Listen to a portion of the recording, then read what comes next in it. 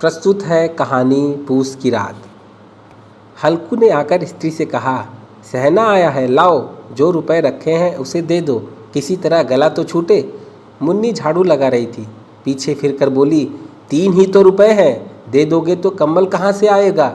माघ पूस की रात हार में कैसे कटेगी? उससे कह दो फसल पर दे देंगे, अभी नहीं। हल्कू एक क्षण अनिश्चित दशा में खड़ा रहा। पूस सिर पर आ गया। कम्बल के बिना हार में रात को वह किसी तरह नहीं जा सकता, मगर सहना मानेगा नहीं, घुड़कियाँ जमावेगा, गालियाँ देगा।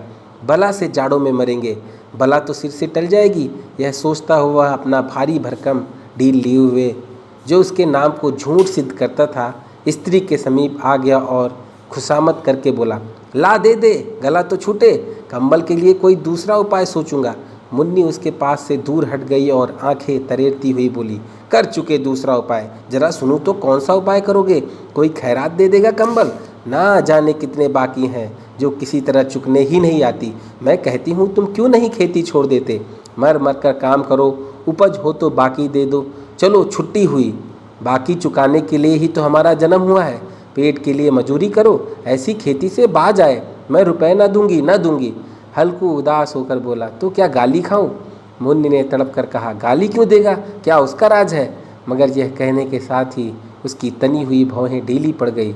हल्कू के उस वाक्य में जो कठोर सत्य था, वह मानो एक भीषण जंतु की भांति उसे घूर रहा था। उसने जाकर आले पर से रुपए निकाले और लाकर हल्कू के हाथ में रख दिए। फिर बोली, तुम छोड़ दो अब की से खेती, मजूरी में सुख से एक रोटी तो खाने को मिलेगी, किसी की धौंस तो न रहेगी। अच्छी खेती है, मजूरी करके लाओ, वह भी उसी में झोंक दो, उस पर धौंस। हल्कू ने रुपए लिए और इस तरह बाहर चला मानो अपना हृदय निकाल कर देने जा रहा हो। उसने मजूरी से एक एक पैसा काट कपट कर 3 रुपए कम्बल के लिए जमा किए थे, वह आज निकले जा रहे थे। एक एक पग के साथ उसका मस्तक अपनी दीनता के भार से दबा जा रहा था। पूस की अंधेरी रात, आकाश पर तारे भी ठिठुरते हुए मालूम होते थे। हल्कू अपने खेत के किनारे ऊख के पतों की एक छतरी के नीचे बांस के खटोले पर अपनी पुरानी गाढ़े की चादर ओढ़े पड़ा कांप रहा था। खाट के नीचे उसका संगी कुत्ता जबरा पेट में मुंह डाले सर्दी से कू कू कर रहा था। 2 में से एक को भी नींद ना आती थी। हल्कू ने घुटनियों को गर्दन में चिपकाते हुए कहा, क्यों जबरा, जाड़ा लगता है? कहता तो था घर में पुआल पर लेट रहे, तो यहाँ क्या लेने आए थे? अब खाओ ठंड, मैं क्या करूँ? जानते थे मैं यहाँ हलवा पूरी खाने आ रहा हूँ, दौड़े दौड़े आगे आगे चले आए, अब रो नानी के नाम। जबरा ने पड़े पड़े दुम हिलाई और अपनी कूकू को दीर्घ बनाता हुआ एक बार जमाई लेकर चुप हो गया। उसकी स्वान बुद्धि ने शायद ताड़ लिया, स्वामी को मेरे कूकू से नींद नहीं आ रही है। हल्कू ने हाथ निकालकर जबरा की ठंडी पीठ सहलाते हुए कहा, कल से मत आना मेरे साथ, नहीं तो ठंडे हो जाओगे। यह राड पछुआ ना जाने कहाँ से बर्फ लिए आ रही है। उठूं फिर एक चिलम भरूं, किसी तरह रात तो कटे। 8 चिलम तो पी चुका, यह खेती का मजा है। और एक भगवान ऐसे पड़े हैं जिनके पास जाड़ा जाए तो गर्मी से घबरा कर भागे। मोटे मोटे गद्दे, लिहाफ, कम्बल, मजाल है जाड़े का गुजर हो जाए। तकदीर की खूबी, मजूरी हम करें, मजा दूसरे लूटे। हल्कू उठा, गड्ढे में से जरा सी आग निकाल कर चीलम भरी। जबरा भी उठ बैठा। हल्कू ने चीलम पीते हुए कहा, पिएगा चीलम? जाड़ा तो क्या जाता है, जरा मन बदल जाता है। जबरा ने उसके मुंह की ओर प्रेम से छलकती हुई आंखों से देखा। हल्कू, आज और जाड़ा खा ले, कल से मैं यहाँ पुआल बिछा दूंगा, उसी में घुस कर बैठना, तब जाड़ा ना लगेगा। जबरा ने अपने पंजे उसकी घुटनियों पर रख दिए और उसके मुंह के पास अपना मुंह ले गया। हल्कू को उसकी गर्म सांस लगी। चीलम पीकर हल्कू फिर लेटा और निश्चय करके लेटा कि चाहे कुछ हो, अब की सो जाऊंगा। पर एक ही क्षण में उसके हृदय में कंपन होने लगा। कभी इस करवट लेटता, कभी उस करवट, पर जाड़ा किसी पिशाच की भांति उसकी छाती को दबाए हुए था। जब किसी तरह न रहा गया तो उसने जबरा को धीरे से उठाया और उसके सिर को थपथपाकर उसे अपनी गोद में सुला लिया। कुत्ते की देह से जाने कैसी दुर्गंध आ रही थी, पर वह उसे अपनी गोद में चिपटाए हुए ऐसे सुख का अनुभव कर रहा था जो इधर महीनों से उसे ना मिला था। जबरा शायद यह समझ रहा था कि स्वर्ग यही है, और हल्कू की पवित्र आत्मा में तो उस कुत्ते के प्रति घृणा की गंध तक ना थी। अपने किसी अभिन्न मित्र या भाई को भी वह इतनी ही तत्परता से गले लगाता। वह अपनी दीनता से आहत न था जिसने आज उसे इस दशा को पहुंचा दिया। नहीं, इस अनोखी मैत्री ने जैसे उसकी आत्मा के सब द्वार खोल दिए थे और उनका एक एक अणु प्रकाश से चमक रहा था। सहसा जबरा ने किसी जानवर की आहट पाई। इस विशेष आत्मीयता ने उसमें एक नई स्फूर्ति पैदा कर दी थी। जो हवा के ठंडे झोंकों को तुच्छ समझती थी, वह झपट कर उठा और छपरी से बाहर आकर भूखने लगा। हल्कू ने उसे कई बार चुमका कर बुलाया, पर वह उसके पास न आया। हार में चारों तरफ दौड़ दौड़ कर भूखता रहा। एक क्षण के लिए आ भी जाता तो तुरंत ही फिर दौड़ता। कर्तव्य उसके हृदय में अरमान की भांति ही उछल रहा था। 1 घंटा और गुजर गया। रात ने शीत को हवा से धधकना शुरू किया।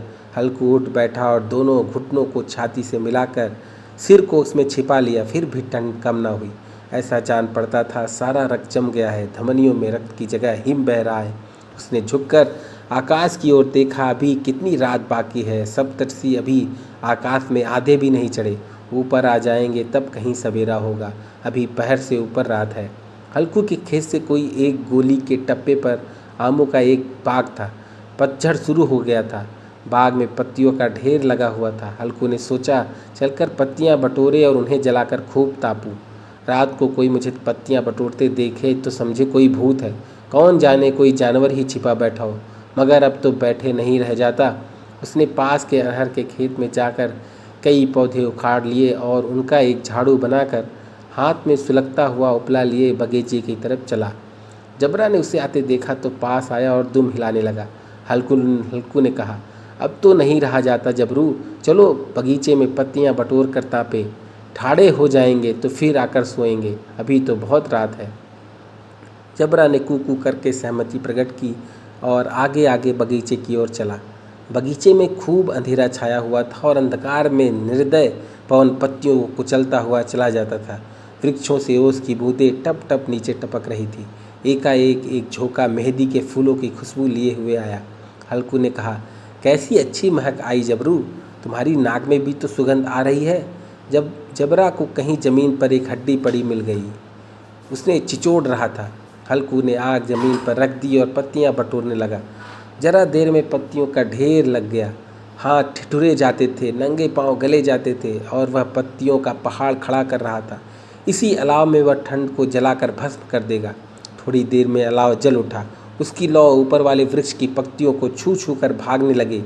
उस अस्थिर प्रकाश में बगीचे के विशाल वृक्ष ऐसे मालूम होते थे मानो उस अथाह अंधकार को अपने सिरों पर संभाले हुए अंधकार के उस अनंत सागर से यह प्रकाश एक नौका के समान हिलता मचलता हुआ जान पड़ता था। हल्कू अलाव के सामने बैठा आग ताप रहा था। एक क्षण में उसने दोहर उतार कर बगल में दबा ली। दोनों पांव फैला दिए मानो ठंड को ललकार रहा हो। तेरे जी में जो आए सो कर। ठंड की असीम शक्ति पर विजय पाकर वह विजय गर्व को हृदय में छिपा ना सकता था। उसने जबरा से कहा, क्यों जबरा, अब ठंड नहीं लग रही है? जब्बर ने कू करके मानो कहा, अब क्या ठंड लगती ही रहेगी? पहले से यह उपाय ना सूझा? नहीं, इतनी ठंड क्यों खाते? जब्बर ने पूछ हिलाई। अच्छा आओ इस अलाव को कूद कर पार करें, देखे कौन निकल जाता है। अगर जल गए बच्चा तो मैं दवा ना करूँगा। जब्बर ने उस अग्रराशि की ओर कातर नेत्रों से देखा। मुन्नी से कल ना कह देना, नहीं तो लड़ाई करेगी। यह कहता हुआ वह उछला और उस अलाव के ऊपर से साफ निकल गया। पैरों में जरा लपट लगी, पर वह कोई बात ना थी। जबरा आग के गिर्द घूमकर उसके पास आ खड़ा हुआ। हल्कू ने कहा, चलो चलो, इसकी सही नहीं, ऊपर से कूद कर आओ। वह फिर कूदा और अलाव के इस पार आ गया। पत्तियां जल चुकी थी। बगीचे में फिर अंधेरा छा गया था। राख के नीचे कुछ कुछ आग बाकी थी, जो हवा का झोंका आ जाने पर जरा जाग उठती थी, पर एक क्षण फिर आंखें बंद कर लेती थी। हल्कू ने फिर चादर ओढ़ ली और गर्म राख के पास बैठा हुआ एक गीत गुनगुनाने लगा। उसके बदन में गर्मी आ गई थी, पर जो जो शीत बढ़ती जाती थी उसे आलस से दबाए लेता था। जबरा जोर से भूंक कर खेत की ओर भागा। हल्कू को ऐसा मालूम हुआ कि जानवरों का एक झुंड खेत में आया है। शायद नीलगायों का झुंड था। उनके कूदने दौड़ने की आवाज़ें साफ कानों में आ रही थी। फिर ऐसा मालूम हुआ कि खेत में चर रही हैं। उनके चबाने की आवाज़ चर चर सुनाई देने लगी। उसने दिल में कहा, नहीं, जबरा के होते कोई जानवर खेत में नहीं आ सकता, नोच ही डाले। मुझे भ्रम हो रहा है। कहाँ, अब तो कुछ नहीं सुनाई देता। मुझे भी कैसा धोखा आया। उसने ज़ोर से आवाज़ लगाई, जबरा जबरा। जबरा भूंकता रहा, उसके पास ना आया। फिर खेत के चरे जाने की आहट मिली। अब वह अपने को धोखा ना दे सका। उसे अपनी जगह से हिलना जहर लग रहा था। कैसा दंदाया हुआ था। इस जाड़े पाले में खेत में जाना, जानवरों के पीछे दौड़ना असहाय जान पड़ा। वह अपनी जगह से ना हिला। उसने ज़ोर से आवाज़ लगाई, लीहू लीहू लीहू। जबरा फिर भौंक उठा। जानवर खेत चर रहे थे, फसल तैयार है। कैसी अच्छी खेती थी, पर ये दुष्ट जानवर उसका सर्वनाश किए डालते हैं। हल्कू पक्का इरादा करके उठा और 2-3 कदम चला, पर एकाएक हवा का ऐसा ठंडा चुभन वाला बिच्छू के डंक का सा झोंका लगा कि वह फिर बुझते हुए अलाव के पास आ बैठा और राख को कुरेद कर अपनी ठंडी देह को गरमाने लगा। जबरा अपना गला फाड़ डालता था। नीलगाय खेत का सफाया किए डालती थी और हल्कू गर्म राख के पास शांत बैठा हुआ था। अकर्मण्यता ने रस्सियों की भांति उसे चारों तरफ से जकड़ रखा था। उसी राख के पास गर्म जमीन पर वह चादर ओढ़कर सो गया। सवेरे जब उसकी नींद खुली तब चारों तरफ धूप फैली हुई थी और मुन्नी कह रही थी, क्या आज सोते ही रहोगे? तुम यहाँ आकर रम गए और उधर सारा खेत चौपट हो गया। हल्कू ने उठकर कहा, क्या तू खेत से होकर आ रही है? मुन्नी बोली, हाँ, सारे खेत का सत्यानाश हो गया। भला ऐसा भी कोई सोता है? तुम्हारे यहाँ मड़ैया डालने से क्या हुआ? हल्कू ने बहाना किया, मैं मरते मरते बचा। तुझे अपनी खेत की पड़ी है। पेट में ऐसा दर्द हुआ कि मैं ही जानता हूँ। दोनों फिर खेत की डांड पर आए। देखा सारा खेत रौदा पड़ा हुआ है और जबरा मड़ैया के नीचे चित लेटा है, मानो प्राण ही ना हो। दोनों खेत की दशा देख रहे थे। मुन्नी के मुख पर उदासी छाई थी, पर हल्कू प्रसन्न था। मुन्नी ने चिंतित होकर कहा, अब मजूरी करके माल गुजारी भरनी पड़ेगी। हल्कू ने प्रसन्न मुख से कहा, रात को ठंड में यहाँ सोना तो ना पड़ेगा।